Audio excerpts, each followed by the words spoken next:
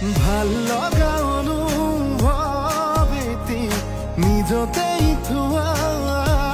সাঁচি আজি যেন চকুৰ আগতে সজি আকাশলে চোৱা না তৰা ফুলক সোধা না তুমি অহা বাটে